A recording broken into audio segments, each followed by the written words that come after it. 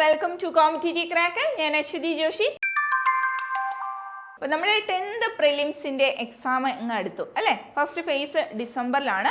നിങ്ങളൊക്കെ നല്ല രീതിയിൽ പഠിച്ചുകൊണ്ടിരിക്കുകയാണെന്നറിയാം. എന്നിരുന്നാൽ കൂടെ നമുക്ക് ബയോളജി പാർട്ടിൽ കുറച്ച് ക്വസ്റ്റ്യൻസ് നോക്കാം. നിങ്ങളുടെ പഠനമൊക്കെ ശരിയായിട്ടുള്ള രീതിയിൽ തന്നെയാണോ മുന്നോട്ട് പോകുന്നത്? SCERT NCERT പാഠഭാഗങ്ങളൊക്കെ കൃത്യമായിട്ട് പഠിക്കുന്നുണ്ടോ? ഒന്ന് വിലയിരുത്തി നോക്കണ്ടേ? നമുക്ക് നോക്കാമോ? ചില ക്വസ്റ്റ്യൻസ് നോക്കാം. വളരെ ഇമ്പോർട്ടൻ്റ് ആണ്. ജീവന്റെ അടിസ്ഥാന നിർമ്മാണ ഘടകമായ പ്രോട്ടീനുകൾക്ക് ഉദാഹരണം അല്ലാത്തത്? ഓപ്ഷൻ എ കൊഴുപ്പുകൾ, ഓപ്ഷൻ ബി എൻസൈമുകൾ, ഓപ്ഷൻ സി ഹോർമോണുകൾ, ഓപ്ഷൻ ഡി ആന്റിബോഡികൾ. അപ്പൊ ഇവിടെ പറഞ്ഞിട്ടുണ്ട് ജീവന്റെ അടിസ്ഥാന നിർമ്മാണ ഘടകമാണ് എന്താ? പ്രോട്ടീൻ. അതിന് ഉദാഹരണമല്ലാത്തത് ആണ് ചോദ്യം. അപ്പൊ പ്രോട്ടീനുകൾക്ക് ഉദാഹരണം അറിഞ്ഞിരിക്കണം അല്ലെ. അപ്പൊ ഇവിടെ ഉത്തരം എന്താണ്? കൊഴുപ്പുകൾ. അപ്പൊ നമ്മുടെ 9ാം ക്ലാസ്സിലെ പാഠഭാഗത്ത് നമുക്ക് പഠിക്കാനുണ്ട്. ജീവന്റെ അടിസ്ഥാന നിർമ്മാണ ഘടകങ്ങളാണ് കാർബോഹൈഡ്രേറ്റുകൾ, ലിപ്പിഡുകൾ, പ്രോട്ടീനുകൾ, ന്യൂക്ലിക് ആസിഡുകൾ. ഇവയെ എല്ലാം കൂടെ ചേർത്തിട്ടാണ് നമ്മൾ എന്തെന്ന് പറയുന്നത്? ബയോമോളിക്യൂളുകൾ എന്നറിയപ്പെടുന്നത്. ഏതൊക്കെയാണ്? കാർബോഹൈഡ്രേറ്റുകൾ, ലിപ്പിഡുകൾ, പ്രോട്ടീനുകൾ, ന്യൂക്ലിക് ആസിഡുകൾ. അപ്പൊ ഇവയ്ക്കെല്ലാം ഉദാഹരണം കൃത്യമായിട്ട് പഠിച്ചു വയ്ക്കുക. കാർബോഹൈഡ്രേറ്റ് ഉദാഹരണം ഏതൊക്കെയാണ്? Glucose, fructose, sucrose, starch, cellulose. ഓരോന്നിന്നും ചോദ്യങ്ങൾ ചോദിക്കാം. ലിപ്പിഡുകൾ കൊഴുപ്പുകൾ, എണ്ണകൾ അല്ലേ. ഫസ്റ്റ് ഓപ്ഷൻ കൊഴുപ്പുകൾ എന്നായിരുന്നു. അപ്പൊ അത് ഏതിന് ഉദാഹരണമായിരുന്നു? ലിപ്പിഡിന് ഉദാഹരണമായിരുന്നു. നമ്മളോട് ചോദിച്ചത് പ്രോട്ടീനുകൾക്ക് ഉദാഹരണമല്ലാത്തത് ഏത്? പ്രോട്ടീനുകൾക്ക് ഉദാഹരണം ഏതാണ്? എൻസൈമുകൾ, ഹോർമോണുകൾ, ആന്റിബോഡികൾ. അടുത്ത നോക്കൂ, ന്യൂക്ലിക് ആസിഡുകൾ. ന്യൂക്ലിക് ആസിഡുകൾക്ക് ഉദാഹരണം ഏതാണ്? DNA-യും RNA-യും. മനസ്സിലായേ? അപ്പൊ കാർബോഹൈഡ്രേറ്റുകളെയും ലിപ്പിഡുകളെയും പ്രോട്ടീനുകളെയും ന്യൂക്ലിക് ആസിഡുകളെയും ചേർത്താണ് നമ്മൾ എന്തെന്ന് പറയുന്നത്? ബയോമോളിക്യൂളുകൾ എന്ന് അറിയപ്പെടുന്നത്. അടുത്ത ചോദ്യം നോക്കൂ. മനുഷ്യനിൽ രക്തപര്യനം ദ്വിപര്യനം എന്നറിയപ്പെടുന്നു. താഴെ പറയുന്ന പ്രസ്താവനകളിൽ ശരിയായത് ഏത്? നമ്മുടെ ഹൃദയത്തിന് 4 അറകൾ ഉണ്ടെന്നും നമ്മൾ സർക്കുലേഷൻ, രക്തപര്യനം, അതാണ് സർക്കുലേഷനൊക്കെ വ്യക്തമായിട്ട് പഠിച്ചിട്ടുണ്ട്. ഇവിടെ പറയുന്നത് എന്താണ്? മനുഷ്യനിലെ രക്തപര്യനം എന്ത് പര്യനമാണ്? അതും ഒരു ക്വസ്റ്റ്യൻ ആണ്. ദ്വിപര്യനമാണ് എന്നാണ് അറിയപ്പെടുന്നത് അല്ലെ. അപ്പൊ താഴെ പറയുന്ന പ്രസ്താവനകളിൽ ശരിയായത് ഏത് എന്നാണ് ചോദ്യം. ഒന്ന്, സിസ്റ്റമിക് പര്യനം ഇടത്തെ വെൻട്രിക്കിളിൽ ആരംഭിച്ച് വലത്തെ ഏട്രിയത്തിൽ അവസാനിക്കുന്നു. ഇമ്പോർട്ടൻ്റ് ആണ് കേട്ടോ. എന്താണ്? സിസ്റ്റമിക് പര്യനം ഇടത്തെ വെൻട്രിക്കിളിൽ ആരംഭിച്ച് വലത്തെ ഏട്രിയത്തിൽ അവസാനിക്കുന്നു. രണ്ടാമത്തേത്, പൾമണറി പര്യനം വലത്തെ വെൻട്രിക്കിളിൽ ആരംഭിച്ച് ഇടത്തെ ഏട്രിയത്തിൽ അവസാനിക്കുന്നു. ഇതും ചോദ്യമായിട്ട് നമ്മളോട് ചോദിക്കാം. അപ്പൊ ഇത് ഏതാണ് ശരിയായ പ്രസ്താവന എന്നാണ് ചോദ്യം. 1 മാത്രം ശരി, 1ഉം 2ഉം ശരി, 2 മാത്രം ശരി, ഇവയൊന്നും ശരിയല്ല. ഏതാണ്? 1ഉം 2ഉം ഇവിടെ ശരിയാണ്. അപ്പൊ നമ്മുടെ 10ാം ക്ലാസ്സിലെ പാഠപുസ്തകം വ്യക്തമായിട്ട് പഠിക്കുക. അവിടെ കൊടുത്തിട്ടുണ്ട്, ഒരു ബോക്സിൽ വ്യക്തമായിട്ട് കൊടുത്തിട്ടുണ്ട്. എന്താണ്? സിസ്റ്റമിക് പര്യനം, സിസ്റ്റമിക് സർക്കുലേഷൻ എന്താണ്? ഇടത്തെ വെൻട്രിക്കിളിൽ ആരംഭിച്ച് വലത്തെ ഏട്രിയത്തിലും, പൾമണറി പര്യനം, പൾമണറി സർക്കുലേഷൻ വലത്തെ വെൻട്രിക്കിളിൽ ആരംഭിച്ച് ഇടത്തെ ഏട്രിയത്തിലും അവസാനിക്കുന്നു. അപ്പൊ ആ 2 പര്യനത്തിന്റെയും പേരുകളാണ് സിസ്റ്റമിക് പര്യനവും ഏത്? പൾമണറി പര്യനവും അല്ലെ. അപ്പൊ രക്തപര്യനത്തിൽ ഒരേ രക്തം 2 പ്രാവശ്യം ഹൃദയത്തിലൂടെ കടന്നു പോകുന്നതിനാൽ ഇതിനെ എന്തെന്നറിയപ്പെടുന്നു? ദ്വിപര്യനം, ഡബിൾ സർക്കുലേഷൻ എന്നറിയപ്പെടുന്നു. വ്യക്തമായിട്ട് പഠിച്ചു വെക്കുക. എന്താണ് സിസ്റ്റമിക് പര്യനമെന്നും പൾമണറി പര്യനമെന്നും അറിഞ്ഞിരിക്കുക. നമ്മുടെ രക്തപര്യന വ്യവസ്ഥ, മനുഷ്യനിലെ രക്തപര്യനം ദ്വിപര്യനം ആണെന്നും വ്യക്തമായിട്ട് പഠിക്കുക കേട്ടോ. അടുത്തയിലേക്ക് പോവാം. നോക്കൂ, അടുത്ത ചോദ്യം. ഹീമോഗ്ലോബിനുമായി ബന്ധപ്പെട്ട താഴെ കൊടുത്തിരിക്കുന്ന പ്രസ്താവനകളിൽ ശരിയായതേത്? മനുഷ്യ ശരീരം പഠിക്കുമ്പോൾ 9ാം ക്ലാസ്സിലെയും 10ാം ക്ലാസ്സിലെയും പാഠപുസ്തകങ്ങൾ വളരെ കൃത്യമായിട്ട് NCERT നന്നായിട്ട് പച്ചവെള്ളം പോലെ അരച്ചു കലക്കിയും കുടിക്കുക കേട്ടോ. നിങ്ങൾക്ക് എന്തായാലും അതിൽ നിന്ന് ക്വസ്റ്റ്യൻ ഉറപ്പാണ്. നോക്കൂ, ഓപ്ഷൻ എ ഇരുമ്പ് മുഖ്യ ഘടകമായ പ്രോട്ടീൻ. ഓപ്ഷൻ ബി ഒരു ഹീമോഗ്ലോബിൻ തന്മാത്ര 4 ഓക്സിജൻ തന്മാത്രകളെയോ 4 കാർബൺ ഡൈ ഓക്സൈഡ് തന്മാത്രകളെയോ സംവഹനം ചെയ്യുന്നു. സി ഹീമോഗ്ലോബിന്റെ അളവ് കുറയുന്നത് അനീമിയയ്ക്ക് കാരണമാകുന്നു. ഓപ്ഷൻ ഡി ഇവയെല്ലാം ശരിയാണ്. നോക്കാം നമുക്ക് എന്താണ് ഉത്തരം. ഇവയെല്ലാം ശരിയാണ്. പാഠപുസ്തകത്തില് 9ാം ക്ലാസ്സിലെ പാഠപുസ്തകത്തിൽ കണ്ടോ, ജീവശാസ്ത്രം 9ാം ക്ലാസ്സിലെ പാഠപുസ്തകത്തിൽ ഹീമോഗ്ലോബിൻ സവിശേഷതകൾ കൊടുത്തിട്ടുണ്ട്. RBCയിലെ വർണ്ണകം എന്താണ്? RBCയിലെ വർണ്ണകം ക്വസ്റ്റ്യൻ ആയി ചോദിക്കാം. ഏതാണ്? ഹീമോഗ്ലോബിൻ. ഇരുമ്പ് മുഖ്യ ഘടകമായ പ്രോട്ടീൻ ചോദിക്കും. ഓരോ RBCയിലും 270 ദശലക്ഷം ഹീമോഗ്ലോബിൻ തന്മാത്രകൾ കാണപ്പെടുന്നു. ഒരു ഹീമോഗ്ലോബിൻ തന്മാത്ര 4 ഓക്സിജൻ തന്മാത്രകളെയോ 4 കാർബൺ ഡൈ ഓക്സൈഡ് തന്മാത്രകളെയോ സംവഹനം ചെയ്യുന്നു. പ്രസ്താവന കണ്ടോ? നോക്കൂ, ഹീമോഗ്ലോബിന്റെ അളവ് പലപ്പോഴും ചോദിക്കുന്നതാണ്. സ്ത്രീകളിൽ 12 മുതൽ 16 ഗ്രാം അല്ലെ per dl ആണ് രക്തം. പുരുഷന്മാരിലാണെങ്കിൽ 14 മുതൽ 18 ഗ്രാം per dl ആണ് രക്തം. അളവ് കുറയുന്നത്, ഏതിന്റെ അളവ് കുറയുന്നത്? ഹീമോഗ്ലോബിന്റെ അളവ് കുറയുന്നത് എന്തിന് കാരണമാകുന്നു? അനീമിയയ്ക്ക് കാരണമാകുന്നു. മനസ്സിലായി? ഇരുമ്പ് മുഖ്യ ഘടകമായ പ്രോട്ടീനാണ്. RBCയിലെ വർണ്ണകമാണ്. ഓരോ RBCയിലും 270 ദശലക്ഷം ഹീമോഗ്ലോബിൻ തന്മാത്രകൾ. ഒരു ഹീമോഗ്ലോബിൻ തന്മാത്ര 4 ഓക്സിജൻ തന്മാത്രകളെയോ 4 കാർബൺ ഡൈ ഓക്സൈഡ് തന്മാത്രകളെയോ സംവഹനം ചെയ്യുന്നു. ഹീമോഗ്ലോബിന്റെ അളവ് സ്ത്രീകളിലും പുരുഷന്മാരിലും പ്രത്യേകം പഠിച്ചു വയ്ക്കുക. ഇതിന്റെ അളവ് കുറയുന്നത് എന്ത് രോഗത്തിന് കാരണമാകുന്നു? അനീമിയയ്ക്ക് കാരണമാകുന്നു. നോക്കൂ, അടുത്ത തെറ്റായ പ്രസ്താവന തിരഞ്ഞെടുക്കുക. ഓപ്ഷൻ എ പേശികളെ അസ്ഥികളുമായി ബന്ധിപ്പിച്ചിരിക്കുന്ന ഭാഗമാണ് ടെൻഡൻ. പേശികളെ അസ്ഥികളുമായി ബന്ധിപ്പിച്ചിരിക്കുന്ന ഭാഗമാണ് ടെൻഡൻ.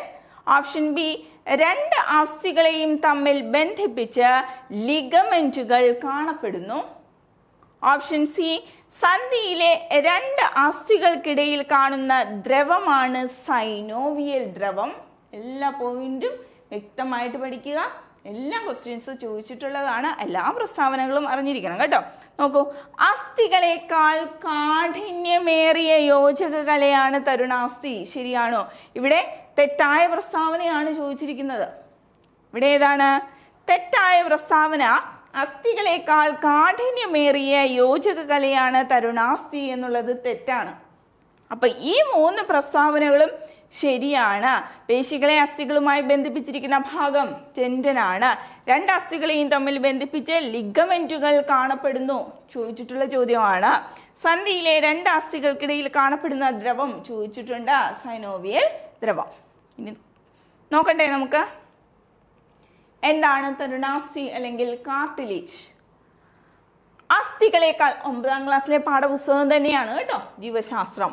അസ്ഥികളെക്കാൾ മൃദുവായതും, നമ്മൾ അവിടെ തെറ്റായ പ്രസ്താവനയിൽ എങ്ങനെയാ കണ്ടത്? കഠിനം എന്നാണ് കൊടുത്തിരുന്നത്. അപ്പൊ കഠിനമാണോ തരുണാസ്ഥി? അല്ല, മൃദുവാണ്. അസ്ഥികളെക്കാൾ മൃദുവായതും വഴക്കമുള്ളതുമായ യോജക കലയാണ് തരുണാസ്ഥി. എന്താണ്?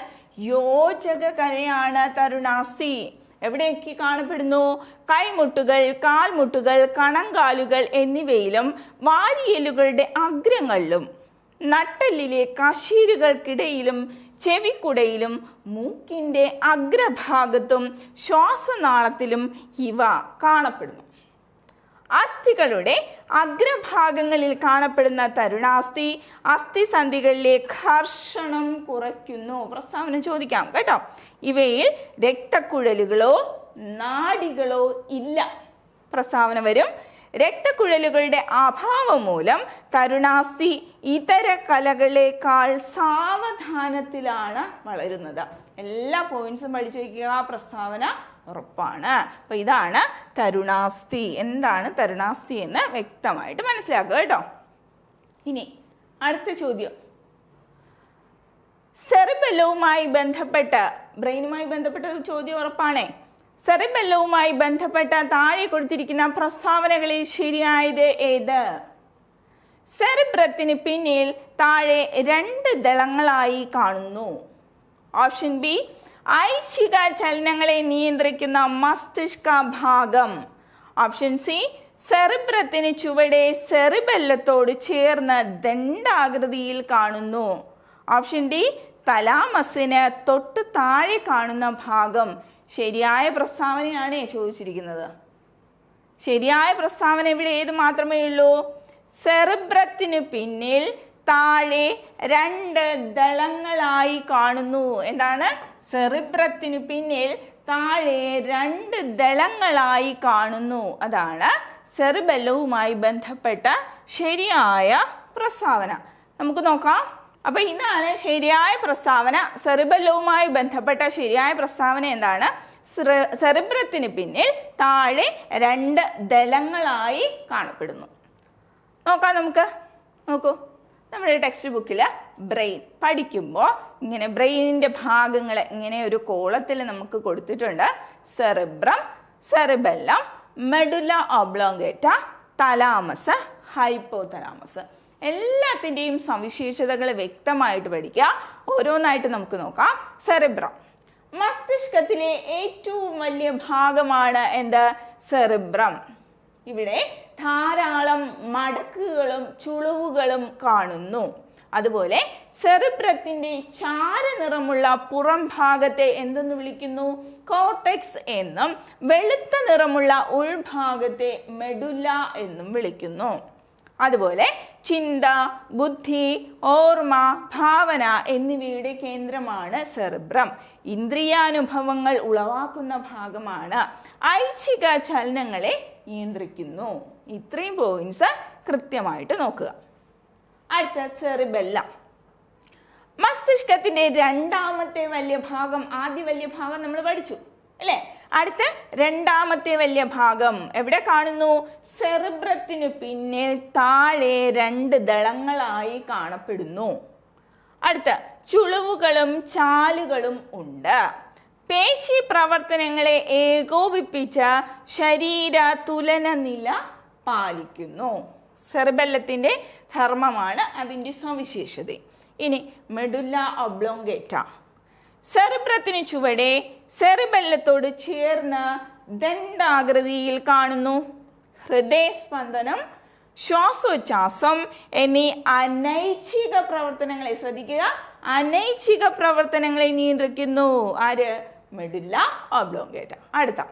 അടുത്ത ഏതാണ്? തലാമസ്, സെറിബ്രത്തിന് താഴെയായി കാണപ്പെടുന്നു. സെറിബ്രത്തിലേക്കും സെറിബ്രത്തിൽ നിന്നുമുള്ള ആവേഗ പുനഃപ്രസരണ കേന്ദ്രമാണ് തലാമസ്. ശരീരത്തിന്റെ വിവിധ ഭാഗങ്ങളിൽ നിന്നുള്ള ആവേഗങ്ങളെ പരിശോധിച്ച് പ്രാധാന്യമുള്ളവയെ മാത്രം എങ്ങോട്ട് കൊടുക്കുന്നു? സെറിബ്രത്തിലേക്ക് അയക്കുന്നു. അതാണ് ആരുടെ ധർമ്മം? തലാമസ്. അടുത്ത ഹൈപ്പോതലാമസ് എവിടെയാ കാണുന്നത്? തലാമസിന് തൊട്ടു താഴെ കാണപ്പെടുന്ന ഭാഗമാണ് ഹൈപ്പോതലാമസ്. ആന്തര സമസ്ഥിതി പരിപാലനത്തിന് പ്രധാന പങ്ക് വഹിക്കുന്നത് ഹൈപ്പോതലാമസ് ആണ്. അപ്പോൾ വളരെ വ്യക്തമായിട്ട് പഠിക്കുക. ഇത് ടെക്സ്റ്റ് ബുക്കിലെ പാർട്ട് ആയതുകൊണ്ടാണ് നിങ്ങൾക്ക് ഒരുപക്ഷെ കാണാൻ കഴിയുന്നില്ലായിരിക്കാം. ഞാൻ പറഞ്ഞ ഓരോ സെൻറ്റൻസുകളെയും വളരെ വ്യക്തമായിട്ട് കേട്ട് പഠിക്കുക കേട്ടോ. 9ാം ക്ലാസ്സിലെയും 10ാം ക്ലാസ്സിലെയും പാഠഭാഗങ്ങൾ പഠിച്ചാൽ തന്നെ നിങ്ങൾക്ക് നല്ല മാർക്ക് സ്കോർ ചെയ്യാൻ സാധിക്കും. മനുഷ്യ ശരീരം എന്ന പാർട്ടിൽ കേട്ടോ. നോക്കൂ, അടുത്ത തെറ്റായ ജോഡി തിരഞ്ഞെടുക്കുക. വിറ്റാമിൻ എ നിശാന്തത, vitamin D scurvy, vitamin B വായ്പുണ്ണ്, വിറ്റാമിൻ ഇ വന്ധ്യത. നിങ്ങൾക്ക് സിലബസിൽ വിറ്റാമിനുകളും അപര്യാപ്തത രോഗങ്ങളും എന്ന് പറഞ്ഞൊരു പാർട്ട് പഠിക്കാനുണ്ട് അല്ലേ? വിറ്റാമിൻ എ നിശാന്തത അപര്യാപ്തത രോഗമാണോ? ആണ്. വിറ്റാമിൻ ഡിയുടെ അപര്യാപ്തത രോഗമാണോ സ്കർവി? അല്ല. ഡിയുടെ അപര്യാപ്തത രോഗം ഏതാണ്? കണയാണ്. വിറ്റാമിൻ ബി വായ്പുണ്ണ് ശരിയാണ്. വിറ്റാമിൻ ഇ വന്ധ്യത ശരിയാണ്. അപ്പൊ തെറ്റായ ജോഡി വിറ്റാമിൻ ഡി സ്കർവി എന്നുള്ളതാണ്. നോക്കൂ, നമ്മുടെ 6ാം ക്ലാസ്സിലെ ടെക്സ്റ്റ് ബുക്കിൽ കൊടുത്തിട്ടുണ്ട് കൊഴുപ്പിൽ ലയിക്കുന്ന വിറ്റാമിനുകളും വെള്ളത്തിൽ ലയിക്കുന്ന വിറ്റാമിനുകളും. കൊഴുപ്പിൽ ലയിക്കുന്നവ ഏതൊക്കെയാണ്? A, D, E, K. വെള്ളത്തിൽ ലയിക്കുന്നവയോ ബിയും സി. നോക്കൂ, എ ഏതിൽ നിന്നെല്ലാം ലഭിക്കും നമുക്ക്? ക്യാരറ്റ്, ചീര, പാലുൽപ്പന്നങ്ങൾ, കരൾ, പയറില, ചേമ്പില, മുരിങ്ങയില. എന്തിൻ്റെ ആരോഗ്യത്തിനാണ്? കണ്ണ്, ത്വക്ക്, മുടി എന്നിവയുടെ ആരോഗ്യം. അടുത്ത ഡി ആണെങ്കിലോ സൂര്യപ്രകാശം ഏൽക്കുമ്പോൾ ശരീരത്തിൽ നിർമ്മിക്കപ്പെടുന്നു, പാലുൽപ്പന്നങ്ങളിൽ നിന്നും ലഭിക്കുന്നു. എല്ലുകളുടെയും പല്ലുകളുടെയും ആരോഗ്യം, കാൽസ്യം, ഫോസ്ഫറസ് എന്നിവയുടെ ആഗിരണം. അടുത്ത് നോക്കൂ, വിറ്റാമിൻ ഇ ആണെങ്കിലോ സസ്യ എണ്ണകളിൽ നിന്ന്. എന്തിനാണ്? നാഡികളുടെയും ചുവന്ന രക്താണുക്കളുടെയും ആരോഗ്യത്തിന്. വിറ്റാമിൻ കെ ആണെങ്കിലോ ക്യാബേജ്, ചീര, കോളിഫ്ലവർ എന്നിവയിൽ നിന്ന് ലഭിക്കുന്നു. മുറിവുണ്ടാകുമ്പോൾ രക്തം കട്ടപിടിക്കാൻ സഹായിക്കുന്നു. എന്താ? Vitamin K. സി ആണെങ്കിലോ പഴങ്ങൾ, നെല്ലിക്ക, മുരിങ്ങയില, പപ്പായ എന്നിവയിൽ നിന്ന് ലഭിക്കുന്നു. ത്വക്ക്, പല്ല്, മോണ, രക്തകോശങ്ങൾ എന്നിവയുടെ ആരോഗ്യം.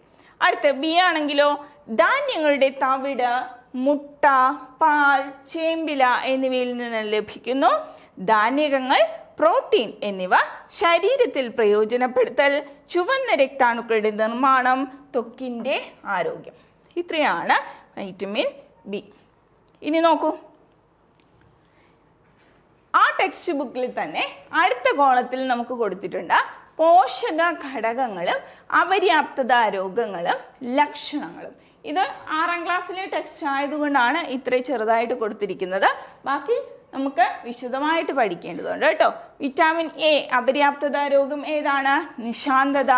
എന്താണ് ലക്ഷണം? മങ്ങിയ പ്രകാശത്തിൽ കാണാൻ സാധിക്കില്ല. വിറ്റാമിൻ ബി വായ്പുണ്ണ്, വായിൽ വ്രണങ്ങൾ ഉണ്ടാകുന്നു.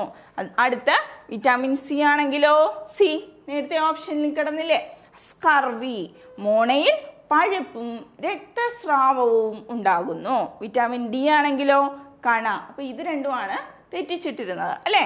അസ്ഥികൾ കനം കുറഞ്ഞ് വളയുന്നു. അടുത്ത നോക്കൂ, ഇരുമ്പ് അനീമിയാണ് അപര്യാപ്തത രോഗം, രക്തക്കുറവ്, വിളർച്ച ലക്ഷണം. ഇനി അടുത്ത് അയഡിൻ അപര്യാപ്തത രോഗം, ഗോയിറ്റ് ലക്ഷണം, തൊണ്ടയിൽ മുഴ. മനസ്സിലായി? അടുത്ത ചോദ്യം നോക്കാം. നിങ്ങളുടെ സിലബസിൽ എടുത്തു പറഞ്ഞിരിക്കുന്ന അടുത്ത പാർട്ടാണ് രോഗങ്ങളും രോഗകാരികളും. രോഗങ്ങളും രോഗകാരികളും താഴെ കൊടുത്തിരിക്കുന്നവയിൽ ശരിയായ ജോഡി തിരഞ്ഞെടുക്കുക. ഓപ്ഷൻ എ എലിപ്പനി, ലെപ്റ്റോസ്പൈറ. ഓപ്ഷൻ ബി തൊണ്ടമുള്ള, corynebacterium, diphtheria. Option C ക്ഷയം, മൈക്കോബാക്ടീരിയം, ട്യൂബർകുലോസിസ്. ഇവയെല്ലാം ശരിയാണ്. ഏതാണ് ഉത്തരം? ഇവയെല്ലാം ശരിയാണ് എന്നുള്ളതാണ് ഉത്തരം. എലിപ്പനി, ലെപ്റ്റോസ്പൈറ തന്നെയാണ് രോഗകാരി. തൊണ്ടമുള്ള, കൊറിനി ബാക്ടീരിയം, ഡിഫ്തീരിയ തന്നെയാണ് ക്ഷയം, മൈക്കോബാക്ടീരിയം, ട്യൂബർകുലോസിസ്. 10ാം ക്ലാസ്സിലെ ലാസ്റ്റ് ചാപ്റ്റർ വളരെ വ്യക്തമായിട്ട് പഠിക്കണം കേട്ടോ. അപ്പം നമ്മളൊരു ടൈം ടേബിൾ ബേസ്ഡ് ആയിട്ടുള്ള 45 ദിവസത്തെ ക്രാഷ് കോഴ്സ് സ്റ്റാർട്ട് ചെയ്തിട്ടുണ്ട്. വളരെ സിസ്റ്റമാറ്റിക് ആയിട്ടാണ്. നിങ്ങൾക്ക് ഇവിടെ കാണുമ്പോൾ തന്നെ അറിയാം, ഒരു സ്റ്റഡി പ്ലാനോട് കൂടി. 18ാം തീയതിയാണ് സ്റ്റാർട്ട് ചെയ്യുന്നത് കേട്ടോ. നവംബർ 18-നാണ് സ്റ്റാർട്ട് ചെയ്യുന്നത്. സബ്ജക്റ്റും നമുക്ക് അതാത് ദിവസങ്ങളിൽ എന്താണ് പഠിപ്പിക്കുന്നതെന്ന് അതാത് ദിവസം നിങ്ങൾക്ക് മെൻറ്റർ വന്ന് പറഞ്ഞു തരും. അതോടൊപ്പം തന്നെ ലൈവ് ക്ലാസ്സുകളും ഉണ്ടാകും. ലൈവ് ക്ലാസ്സുകളിൽ നിങ്ങൾക്ക് എന്ത് സംശയം ഉണ്ടെങ്കിലും നിങ്ങൾക്ക് ചോദിക്കാവുന്നതാണ്.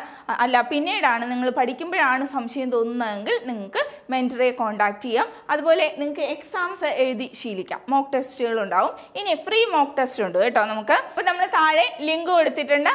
ഫോം ഫില്ല് ചെയ്യുക, രജിസ്റ്റർ ചെയ്യുക. ഫ്രീ ആയിട്ട് മോക്ക് ടെസ്റ്റ് എഴുതി നിങ്ങളുടെ പഠനം ഏതുവരെ ആയെന്ന് സ്വയം വിലയിരുത്തുക. ഈ കോഴ്സിന് ചേരാൻ താല്പര്യമുള്ളവർ തീർച്ചയായിട്ടും ജോയിൻ ചെയ്യുക. നമ്മളിവിടെ ബോർഡ് നമ്പർ കൊടുത്തിട്ടുണ്ട് കേട്ടോ. അപ്പോൾ കൃത്യമായിട്ട് പഠിക്കുക. നല്ലൊരു ഓപ്പർച്യൂണിറ്റി ആണ്. അപ്പം നല്ല കോമ്പറ്റീഷനാണ് അല്ലേ. അപ്പം നിങ്ങൾ പഠിച്ചാൽ മാത്രമേ നിങ്ങൾ ഡിസിഷൻ എടുക്കണം. ഞാനിത് നേടും എന്ന് സ്വയം മനസ്സിൽ ഉറപ്പിക്കുക. എന്നാൽ മാത്രമേ മുന്നോട്ട് നിങ്ങൾക്ക് പോകാൻ സാധിക്കുകയുള്ളൂ. നമുക്ക് അടുത്ത ചോദ്യത്തിലേക്ക് പോകാം. താഴെ കൊടുത്തിരിക്കുന്നവയിൽ വഴുതനയുടെ സങ്കര ഇനത്തിൽ പെടാത്തത്? സൂര്യ, കിരൺ, ശ്വേത, ഹരിത. താഴെ കൊടുത്തിരിക്കുന്നവയിൽ വഴുതനയുടെ സങ്കര ഇനത്തിൽ പെടാത്തത് കാർഷിക വിളകൾ നിങ്ങൾക്ക് പഠിക്കാനുണ്ട്. നോക്കൂ, ഏതാണ്? കിരണാണ്. നമുക്ക് 5ാം ക്ലാസ്സിലെ പാഠപുസ്തകവും 6ാം ക്ലാസ്സിലെ പാഠപുസ്തകവും വളരെ പ്രാധാന്യമുള്ളതാണ് കേട്ടോ. ഇവിടെ കൊടുത്തിട്ടുണ്ട് സങ്കര ഇനം തെങ്ങുകൾ. ചില സങ്കര ഇനം തെങ്ങുകൾ കൊടുത്തിട്ടുണ്ട്. ചന്ദ്രലക്ഷ, ലക്ഷദ്വീപ് ഓർഡിനറിയും ചാവക്കാട് ഓറഞ്ചും. T/D ആണ്. അടുത്ത ചന്ദ്രശങ്കര, ചാവക്കാട് ഓറഞ്ചും വെസ്റ്റ് കോസ്റ്റ് ടോളും ആണ്. D/TA. അടുത്ത ലക്ഷഗംഗ, ലക്ഷദ്വീപ് ഓർഡിനറിയും ഗംഗാ ബോധം. T/D. നെല്ല്, പച്ചക്കറി തുടങ്ങിയവയിലും ഈ രീതിയിൽ മികച്ച വിത്തിനങ്ങൾ ഉൽപ്പാദിപ്പിച്ചിട്ടുണ്ട്. താഴെ കൊടുത്തിട്ടുണ്ട് നെല്ല്. ഏതൊക്കെയാണ്? പവിത്ര, ഹ്രസ്വ, അന്നപൂർണ. വ്യക്തമായിട്ട് പഠിക്കണം കേട്ടോ. പയർ, ലോല, മാലിക, ഭാഗ്യലക്ഷ്മി, ജ്യോതിക. അടുത്ത പച്ചമുളക്, ഉജ്ജ്വല, ജ്വാലാമുഖി, അനുഗ്രഹ. അടുത്തെന്താണ്? വെണ്ട, കിരൺ, അർക്ക, അനാമിക, സൽകീർത്തി. അപ്പൊ വെണ്ട എന്തായിരുന്നു? കിരൺ ആയിരുന്നു കേട്ടോ. വഴുതന, സൂര്യ, ശ്വേത, ഹരിത, നീലിമ. തക്കാളി ആണെങ്കിലോ മുക്തി, അനഘ, അക്ഷയ. അപ്പൊ ഇത്തരത്തില് ക്വസ്റ്റ്യൻസും അതോടൊപ്പം തന്നെ ഏത് SCERT പാഠഭാഗം ആണ് എന്നുള്ളതും വളരെ വ്യക്തമായിട്ട് പഠിക്കുക. ഇത്തരത്തിലൊരു സിസ്റ്റമാറ്റിക് ആയിട്ട് നിങ്ങൾ പഠിച്ചു കഴിഞ്ഞാൽ തീർച്ചയായിട്ടും എക്സാം ക്രാക്ക് ചെയ്യാൻ സാധിക്കും. അതുപോലെ ഇതുപോലത്തെ ക്ലാസ്സുകളുമായി ഞാൻ വീണ്ടും വരും. Thank you.